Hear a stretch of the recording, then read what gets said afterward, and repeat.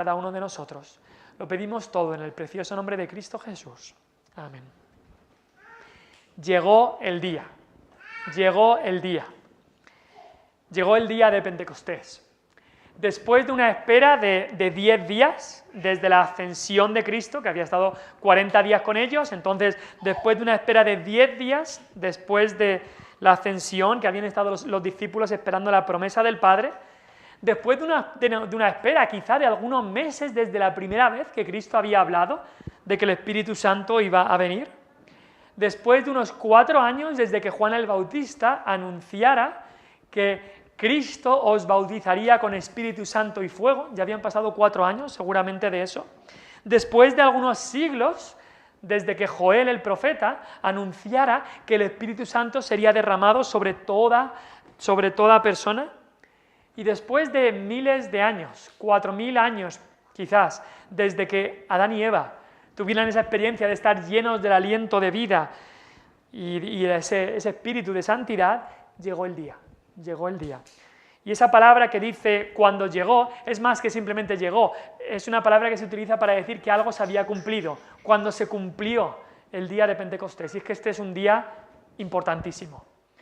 Si no es el día más importante de la Iglesia cristiana, es de los más importantes, porque este día de Pentecostés iba a cambiar muchas de las cosas. Se cumplió el día, y esa palabra marca que había llegado un hecho importante. Un hecho importante, y es que la Iglesia de Cristo iba a ser inaugurada por el Espíritu Santo. A Él le correspondía.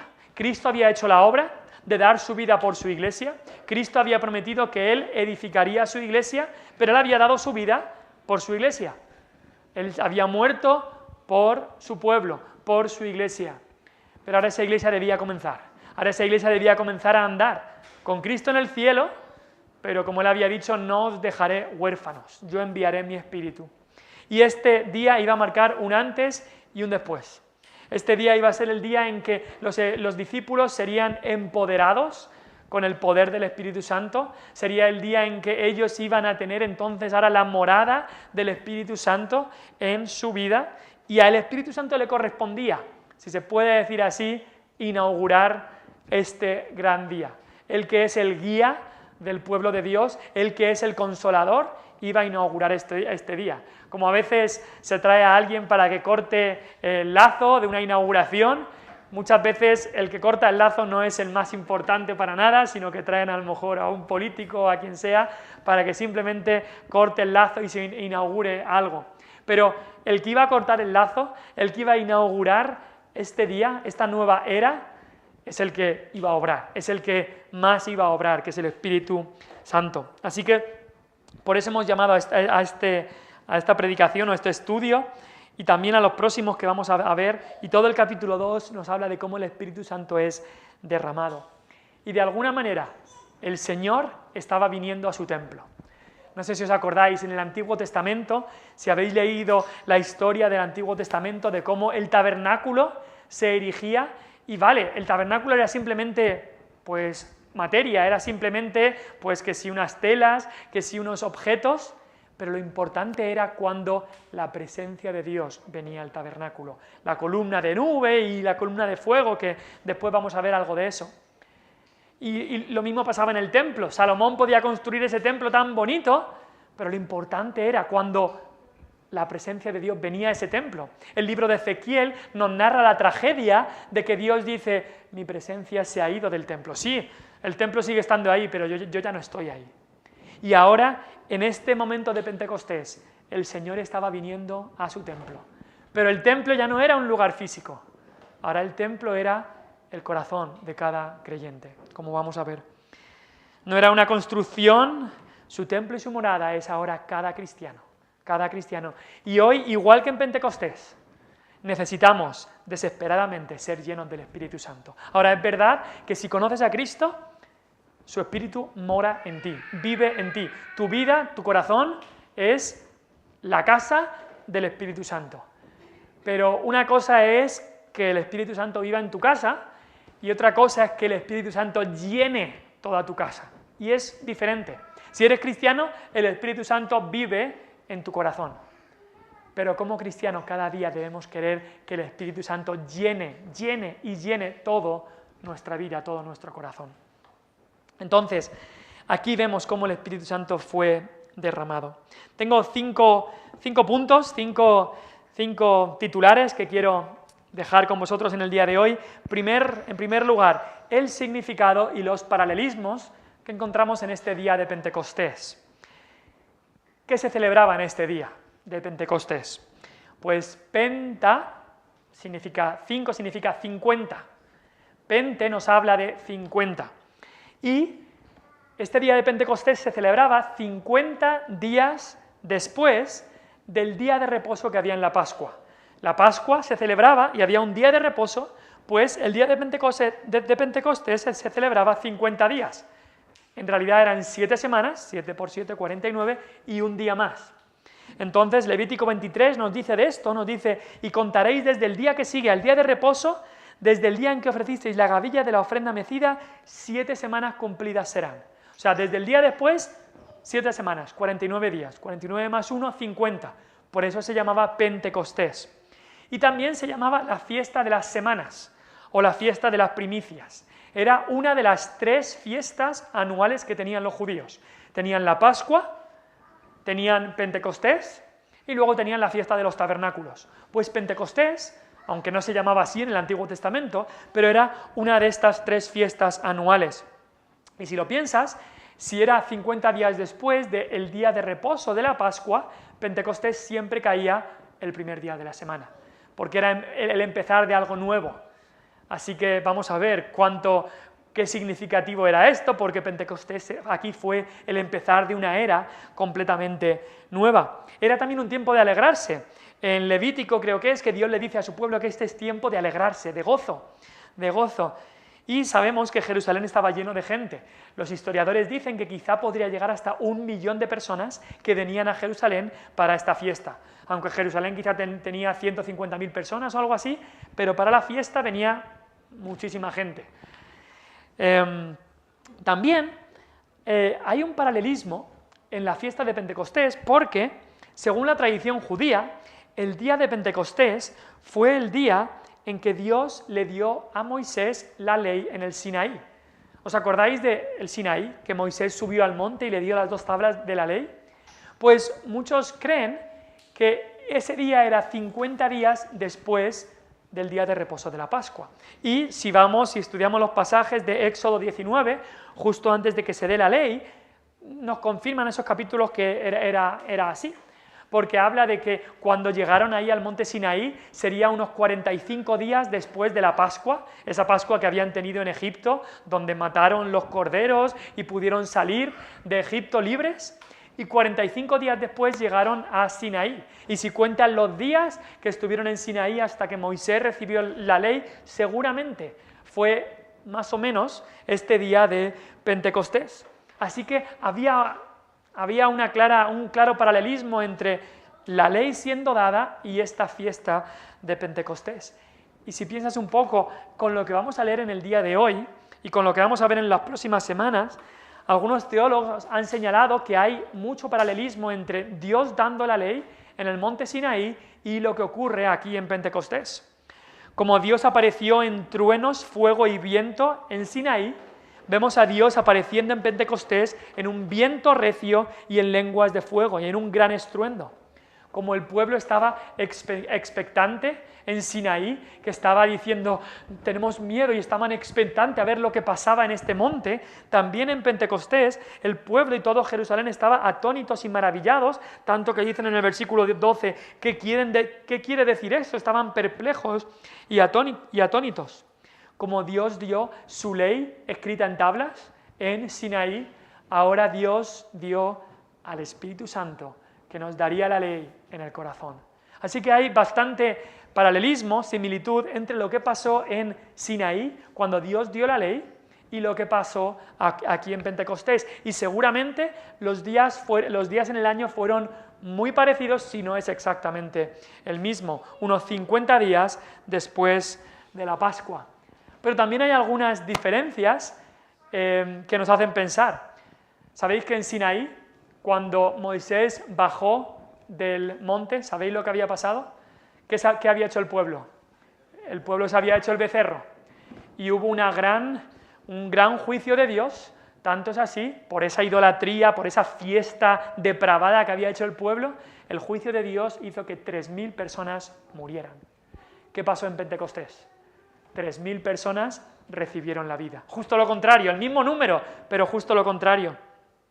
En Sinaí, solo Moisés fue autorizado a estar junto a la presencia de Dios. Pero ahora en Pentecostés, no solamente un hombre, no solamente Pedro, no, todos los creyentes, los 120 que habían ahí, recibieron la presencia de Dios. Así que hay también bastantes diferencias, pero fue un día glorioso, Pentecostés, un día que marca el principio de una época.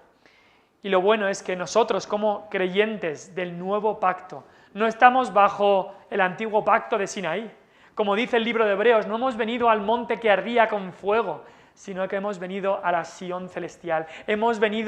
Estamos después de Pentecostés, no después de Sinaí, estamos después de Pentecostés. Y Dios nos ha dado a su Espíritu, Dios nos ha dado ese fuego, no para que temamos y tengamos miedo de la presencia de Dios, sino para que podamos venir a la presencia de Dios, porque Cristo ya ha tomado el castigo por nosotros. Así que démosle gracias a Dios por Pentecostés y por lo que ocurrió allí. Así que quería ver un poco esto, el significado de Pentecostés y algunos paralelismos. En segundo lugar, lo que creo que tenemos que señalar también, lo hemos señalado algo las últimas semanas, pero la unidad que había en Pentecostés. Había una gran unidad. Si me acompañas al Salmo 133, es un salmo que creo que muchos sabéis, es un salmo muy corto, y creo que incluso hay una canción que canta este salmo, Salmo 133. Dice la bienaventuranza del amor fraternal, es un cántico gradual de David. Mira lo que dice, Salmo 133. Mirad cuán bueno y cuán delicioso es. Bueno y delicioso, me encanta esa palabra, delicioso. Como te comes algo y dices, qué delicioso. Pues hay algo que también es una delicia, no una delicia comestible, sino una delicia para el corazón. Dice, ¿y qué es esta delicia del corazón? Dice, habitar los hermanos juntos en armonía. Es incluso mejor que cuando te comes algo que está delicioso. Habitar los hermanos juntos en armonía. Y luego hace algunas ilustraciones, como el buen óleo sobre la cabeza, el cual desciende sobre la barba de Aarón y baja hasta el borde de sus vestiduras, como el rocío de Hermón, un monte que desciende sobre los montes de Sión. Y después de haber hecho esta ilustración dice, porque allí envía Jehová bendición y vida eterna. ¿Dónde envía el Señor bendición y vida eterna? Donde están los hermanos habitando juntos en armonía. Importante, importante. Por eso Hechos 2 empieza así. Por eso dice, cuando llegó el día de Pentecostés, estaban todos unánimes juntos. Cuando llegó, estaban todos unánimes juntos. Y entonces ocurre el derramamiento del Espíritu. Y es lo que dice aquí, cuán bueno es estar los hermanos habitando juntos en armonía.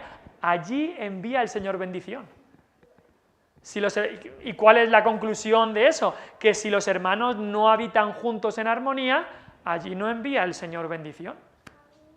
¿Está claro? Pues volviendo otra vez a Hechos, es exactamente lo que ocurre aquí. Y el escritor de Hechos, Lucas, se encarga de dejarlo bien claro. Cuando llegó el día de Pentecostés, cuando se cumplió este día, este día señalado, estaban todos unánimes juntos. Estaban todos unánimes juntos. Y me encanta que utiliza 3 palabras. Podría decir, estaban juntos. O podría decir, estaban unánimes. O podría decir, estaban todos. Pero utiliza 3 palabras que las 3 palabras tienen que ver con esa armonía que había. 3 palabras. Primero dice, estaban todos. Estaban todos. No faltaba ninguno. ¿Os acordáis de aquella vez que Cristo se apareció a los apóstoles y faltaba Tomás? No fue al culto ese día, faltaba. No fue a la reunión con Jesús, faltaba. Pero aquí no faltaba ninguno. Dice, estaban todos. No faltaba ninguno. Nos dice que eran 120, nos habla el capítulo anterior, estaban todos. Y es más, creo que se puede decir, y no creo que esté saltándome lo que dice el texto, pero yo creo que todo verdadero creyente en Jerusalén estaba allí reunido. porque fueron ellos los que recibieron el Espíritu Santo, ninguno fuera de ellos. Así que yo creo que todo verdadero creyente en Jesucristo estaba allí con ellos reunidos, 120, estaban todos. Pero no solamente dice que estaban todos, dice estaban todos unánimes. Otra vez hemos hablado de esta palabra y esa palabra se repite de Hechos 1:14, que todos perseveraban unánimes, y esa palabra, lo hemos dicho antes, significa una ánima, una alma, un alma. No había división ninguna, eran un alma, de un corazón. Ahora, vamos a ver en el libro de Hechos que después, meses después, años después, surgirían problemas. Surgirían algunas divisiones, surgirían falsos creyentes, surgirían algunas discusiones en la iglesia porque estos hacían lo que algo surgiría. Y gracias a Dios todo eso se fue resolviendo con la sabiduría del Espíritu que Dios daba. Pero la armonía ahora era total. Ahora, para que haya unidad se requiere humildad. Eso son dos palabras que se parecen, pero una es necesaria para que haya la otra. Para que haya unidad se requiere humildad, y la humildad viene antes. La gente orgullosa no va a poder tener esta unidad cristiana. Para que haya unidad se requiere humildad. Y fíjate, los apóstoles habían dejado de discutir quién iba a ser el mayor. En los evangelios lo vemos una y otra vez, discutiendo quién iba a ser el mayor. Tampoco encontramos aquí a Juan y Jacobo. Imagínate Juan y Jacobo, que eran los hijos del trueno, los que le dijeron a Cristo si se podían sentar al lado suya en su reino. Jacobo y Juan ya no estaban peleando por un puesto, no estaban enfadados con Pedro porque Pedro hubiera tomado la palabra en el primer culto, no estaban peleando por eso. José Barsabás, el que había sido de los 2 elegidos para este puesto y el que no había obtenido el puesto de apóstol, no estaba disgustado con Dios, no estaba decepcionado con la iglesia porque no hubieran reconocido su trabajo en todo ese tiempo, no estaba triste porque no hubiera sido elegido, no. Matías, por otro lado, que había sido elegido, no estaba jactándose de todas las razones por las cuales Dios me ha elegido a mí para ser apóstol, no. Las mujeres que estaban ahí tampoco estaban buscando protagonismo, ni unas estaban enfadadas porque no se había elogiado su servicio, ni nada así. Todos eran de una misma alma, un mismo propósito, unidos, esperando que Dios actuara. Estaban todos unánimes. Y luego dice todos unánimes juntos, juntos. Me gusta esa palabra. Y más me gusta esa palabra en tiempos en los que ahora con las nuevas tecnologías, las retransmisiones online, que son una bendición para aquellos que no pueden venir, pero hay muchos que dicen, yo no tengo por qué juntarme con creyentes, yo me quedo en casa y ya está. No, dice aquí que estaban todos unánimes juntos, no virtualmente, presencialmente, juntos de verdad. Y una iglesia sana debe pasar tiempo juntos. Una iglesia que no pasa tiempo juntos no recibe bendición del Señor. A veces escucho de algunos creyentes que, claro, ellos hablan de que son creyentes y hablan de que sí, y leen la Biblia y oran, pero luego ves cómo se congregan y casi cada domingo van a la iglesia y están una horita y ya está. Y eso es todo, y a veces ni cada domingo, a veces 2 veces al mes. Digo, en una semana que tiene 168 horas, 1 hora y media pasarla con el pueblo de Dios, o incluso menos, y es que encima no ven la necesidad de pasar tiempo juntos con el pueblo de Dios. Dicen, bueno, yo y Dios somos mayoría, ¿no? Pero no, tú y el pueblo de Dios con Dios. Nunca nos olvidemos de que el cristianismo no es una religión individualista, tú y Dios, no. El cristianismo es una religión en la que Cristo murió por su pueblo. Y nosotros debemos ser parte de un pueblo y tener el deseo de pasar tiempo juntos con el pueblo de Dios. Es más, tenemos que prepararnos para el cielo, ¿no? En el cielo vamos a pasar el tiempo, todo el tiempo, las 24 horas del día, con el pueblo de Dios, con el pueblo de Dios, con la iglesia, con los salvados por gracia. Así que estaban todos, estaban unánimes y estaban juntos. Y así estaban unidos. Y así es como Lucas nos lo presenta para entonces hablarnos de lo que ocurrió. Dice el versículo 2, y de repente, y de repente. Y el tercer punto que tenemos es viento, viento. ¿Por qué? Porque nos dice ahí que hubo un estruendo como de viento.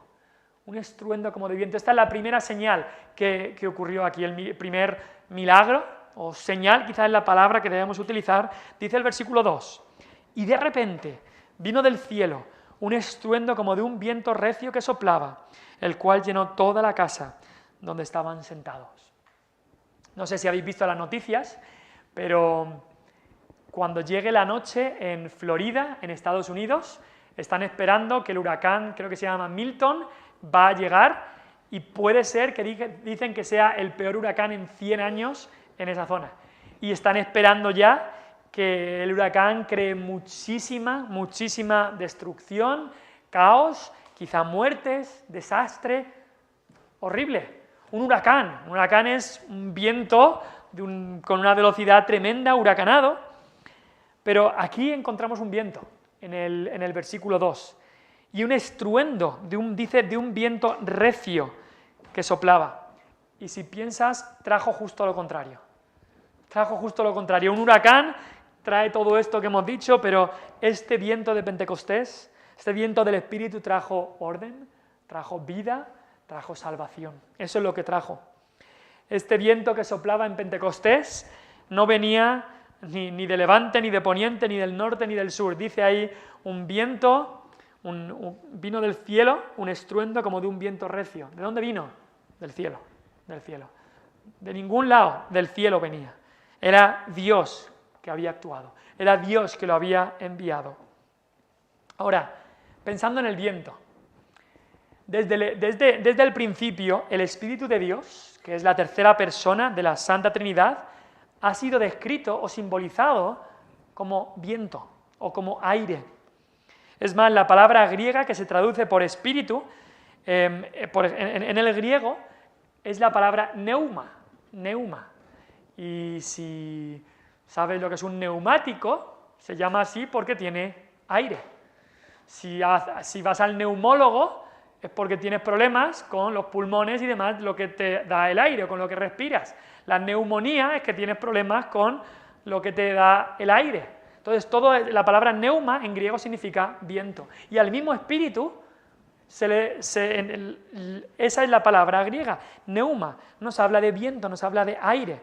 No que simplemente el aire y ya está, sea Dios, sino que así es como se le describe a esta tercera persona de la Trinidad.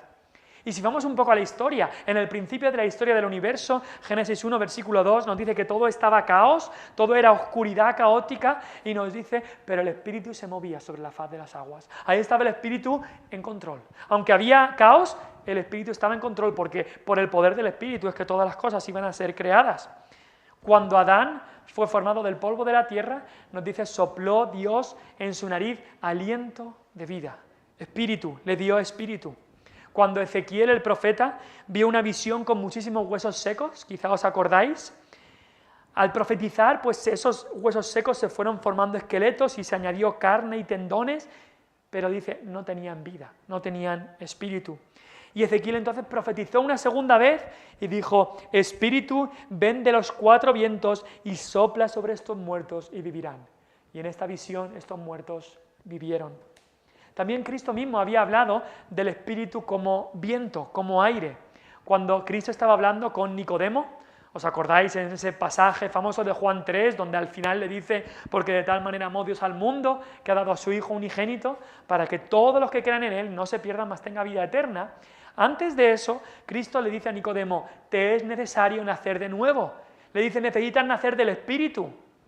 Y después dice, es un versículo que a muchos les choca, porque dice Juan 3, versículo 8, el viento sopla de donde quiere y oye su sonido, mas ni sabes de dónde viene ni a dónde va. Así es todo aquel que es nacido del Espíritu. Espíritu significa viento y habla de viento y hace esa analogía. El viento, no puedes hacer nada con el viento. Ahora hay mucho viento y tú no puedes decir, venga, que sople de aquí o que sople de allí, que sople más, que sople menos. No puedes hacer nada. Y así dice, así es todo aquel que es nacido del Espíritu. Este nacimiento no es algo que tú puedas provocar. Tú no puedes decir, a ver, que el Espíritu haga nacer de nuevo a mi hijo. No podemos. Lo hace el Espíritu, cuando Él quiere, como Él quiere. Y entonces, viendo lo que es el Espíritu y cómo es descrito como viento, con este símbolo, así pasó en Pentecostés. Llegó este viento simbolizando que el Espíritu había llegado, que el Espíritu de Dios, que Dios el Espíritu había llegado. Y podemos ver con estos ejemplos que había hecho, en el principio había caos, aquí había un caos tremendo, la oscuridad de Jerusalén, llegó este viento a dar vida, como en la creación. También nos dice la Biblia que la gente sin Cristo está muerta en sus delitos y pecados, pero este Espíritu llegó a soplar en la nariz aliento de vida y a darle nueva vida. Vino, como en la visión de Ezequiel, a hacer revivir esos huesos secos que era la ciudad de Jerusalén. Y este viento vino de una manera soberana. Y lo vemos en el versículo, dice, de repente vino del cielo. No fue que los apóstoles se esforzaron mucho y lograron que el Espíritu descendiera. No, vino del cielo. El Espíritu vino del cielo. Ahora, el viento es soberano y el Espíritu Santo es soberano. Cuando estás en el verano y hace mucho calor y a lo mejor dirías, ay, qué bien vendría una brisa que venga ahora y refresque un poco, pero no puedes hacer nada. Como mucho te puedes enchufar el ventilador, pero ya está. Pero igual que al viento no se le puede mandar, ni se le puede decir dónde tiene que ir, así es el Espíritu de Dios. Y el Espíritu de Dios soberanamente, porque Dios quiso, vino en este momento. Y que el viento soplara, y no solo eso, que nos diga que este viento llenó toda la casa donde estaban sentados. Nos dice que el Espíritu Santo había llegado, ese viento de Dios había llegado, y no solamente eso, que todos iban a ser llenos de ese Espíritu que da vida. Estos discípulos que un tiempo antes habían estado con miedo, ahora iban a estar llenos de vida, con ese aliento de Dios para ir a predicar el Evangelio a toda criatura.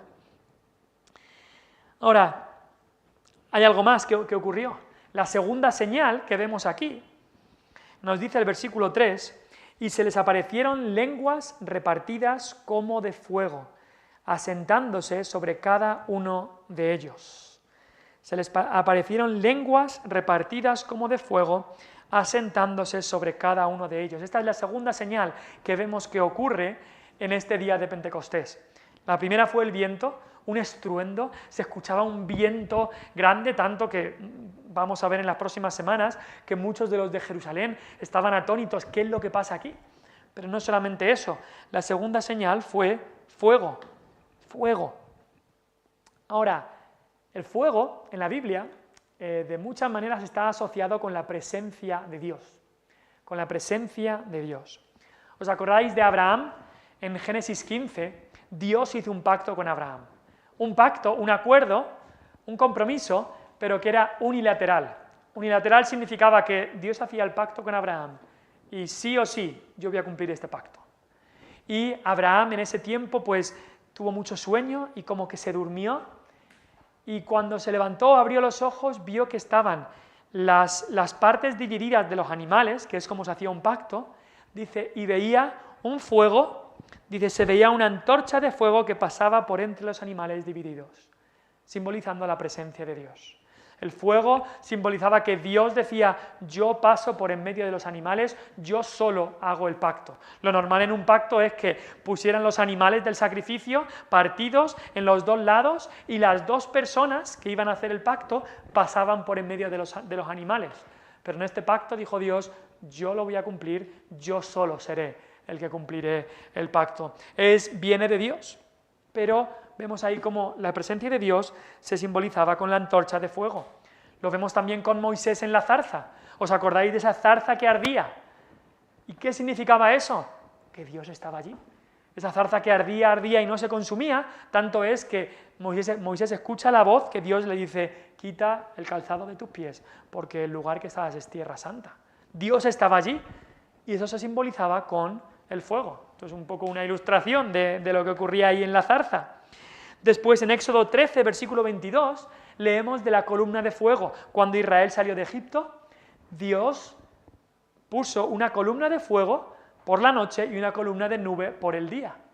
Y eso simbolizaba también la presencia de Dios. Tanto es así que en Éxodo 14 nos dice que Dios miraba desde la columna de fuego. Y Deuteronomio 5:26 nos dice que Dios hablaba, no solo miraba desde el fuego, desde la columna de fuego, sino que miraba y hablaba también de en medio del fuego.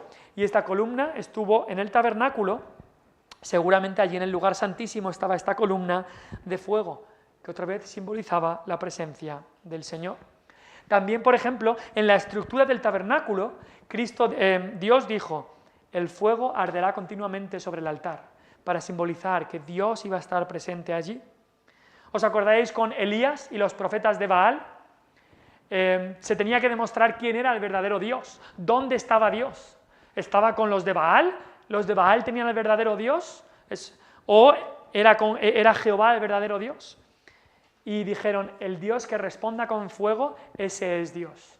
Y la presencia del Dios verdadero, el Señor de Jehová, cayó sobre el altar que había preparado Elías. Y todo el mundo dijo, Jehová es el Dios. Ahí estaba su presencia. Ahora, esta presencia con fuego no solamente era algo bonito de ver, o más que nada no era algo bonito de ver, era algo que muchas veces era terrible. Era algo que podía dar miedo incluso. Podía ser peligroso como lo es el fuego, pero era fuego bueno. Era algo que da vida. Nuestro planeta no podría existir la vida si no fuera porque el sol, esa bola de fuego, nos permite la vida. Un coche, si no hay ignición, si la gasolina no hay una combustión, no tira para adelante. Pues Dios es fuego, fuego que da vida, fuego también consumidor, dice. Dios es fuego purificador, Dios es puro.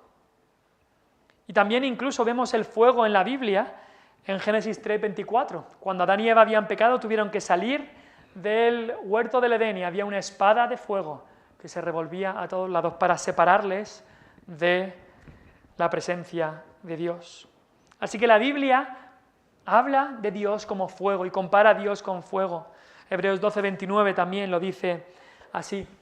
Ahora, nosotros como creyentes, y estos creyentes aquí, ¿cómo es que pudieran recibir el fuego de Dios si Dios es fuego consumidor?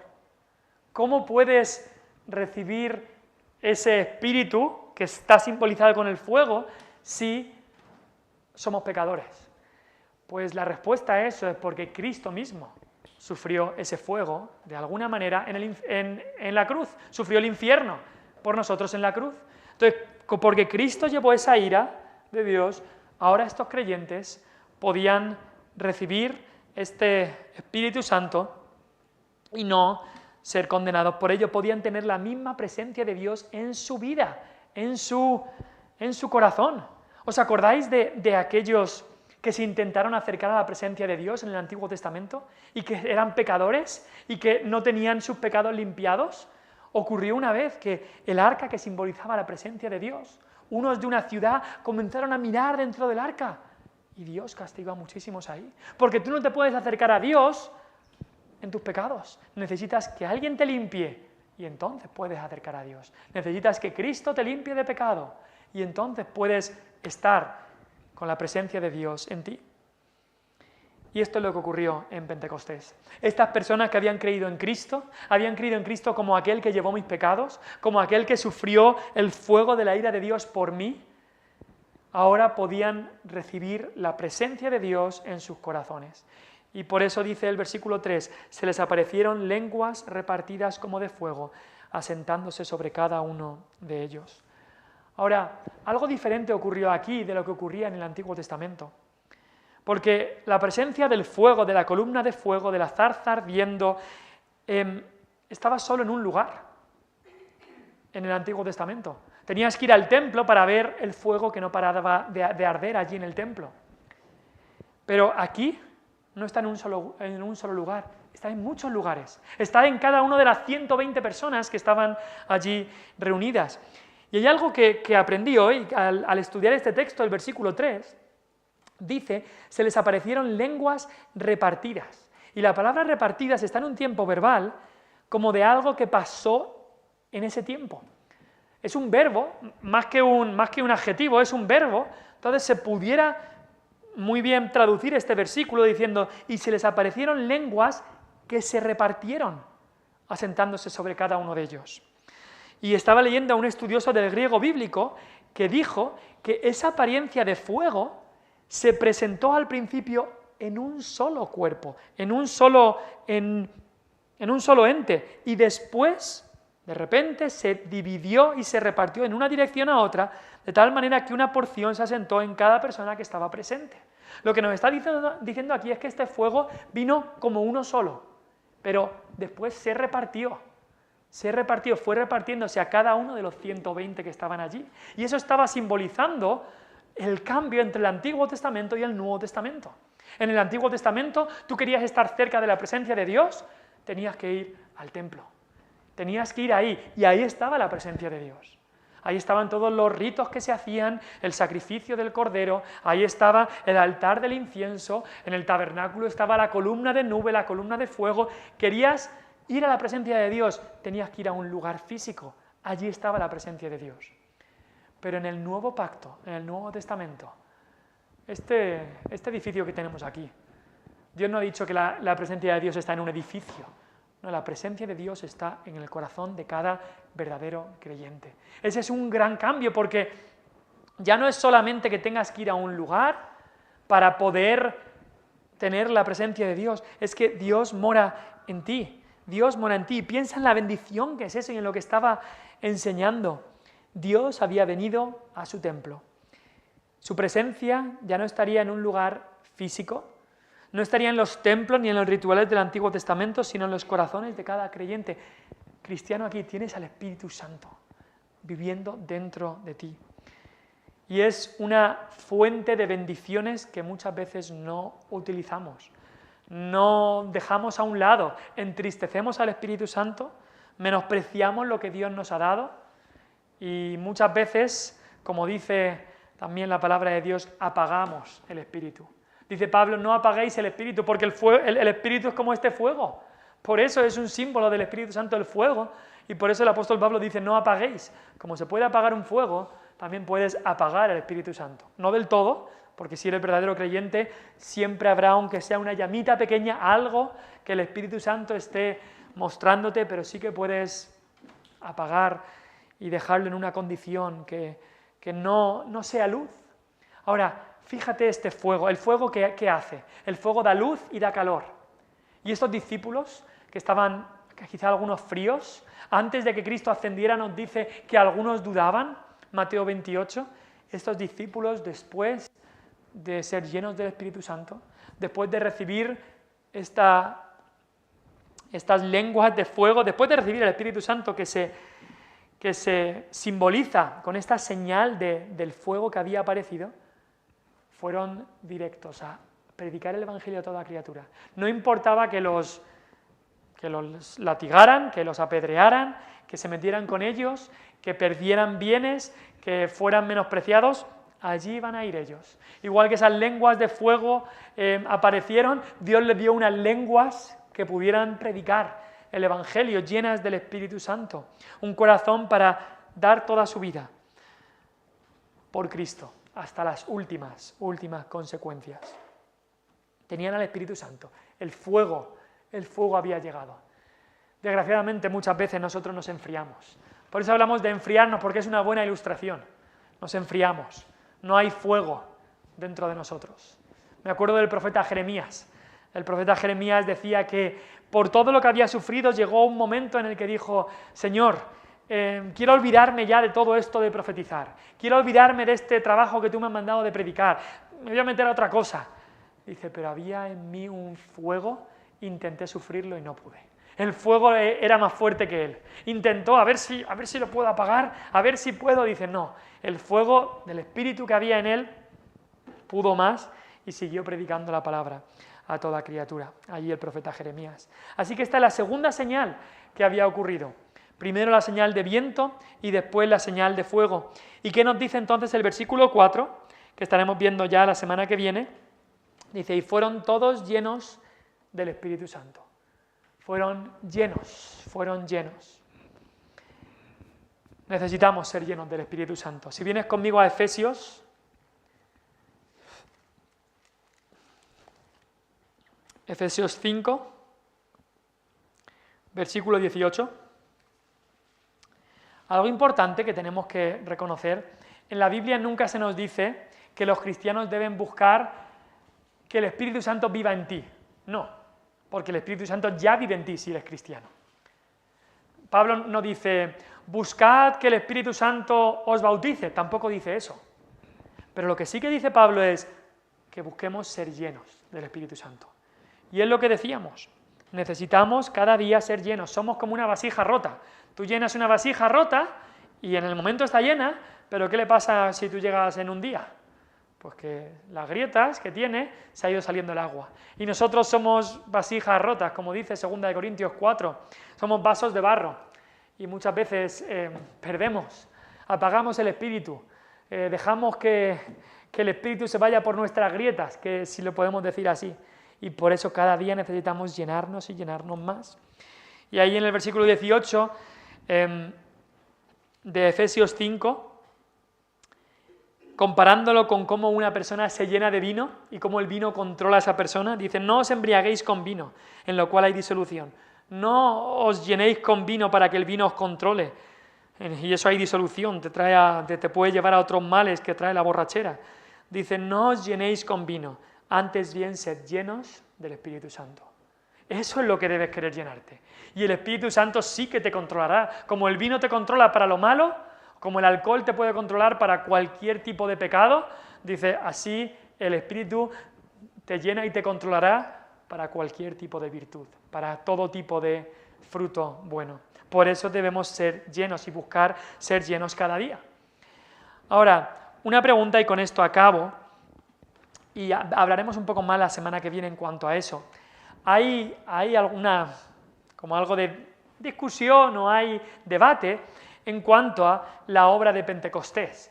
Si fue una obra totalmente diferente del Espíritu Santo de lo que había en el Antiguo Testamento o no. Si simplemente fue una diferencia de magnitud, de que fue mucho más grande ese derramamiento del Espíritu de lo que había habido en el Antiguo Testamento, o si fue una diferencia en cuanto a la manera, que el Espíritu Santo obró de manera diferente. Sabemos que en el Antiguo Testamento ya el Espíritu Santo obraba. No es que el Nuevo Testamento el Espíritu Santo de repente comenzara a obrar, no. En el Antiguo Testamento leemos cómo Gedeón, el Espíritu vino sobre él, David, el Espíritu vino sobre él, y cómo el Espíritu obraba en diferentes personas. Pero sí que es verdad, leemos que estas personas casi siempre eran reyes, profetas, sacerdotes, sobre los que venía el Espíritu Santo. Pero aquí una de las grandes diferencias, en cierta manera, es que se nos habla de que el Espíritu sería derramado a toda persona. Todo cristiano tiene el Espíritu Santo morando en él. También Cristo lo dijo en el Evangelio, en los Evangelios le dijo a los apóstoles, el Espíritu Santo está con vosotros, pero entonces estará en vosotros.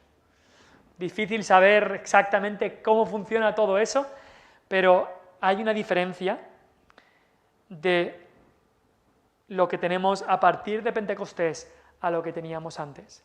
Y gracias a Dios podemos y debemos pedirle a Dios, manda algo como Pentecostés otra vez. Es el mismo Dios, Dios no ha cambiado y Dios puede seguir obrando de esta manera estos derramamientos de su Espíritu. Es lo que deseamos, que Dios obre, que Dios derrame su Espíritu sobre más almas, que Dios nos llene a nosotros y que todo esto sea para su gloria. La semana que viene estaremos hablando de la tercera de estas señales. En el versículo 4 dice ahí, y comenzaron a hablar en otras lenguas según el Espíritu les daba que hablasen. Eso es un tema que en el mundo evangélico en el que vivimos está muy en boga y tenemos que explicar qué significa eso. Así que la semana que viene, siguiendo con el tema de Pentecostés, estaremos tratando sobre el don de idiomas. El don de idiomas, y lo llamo así por una razón.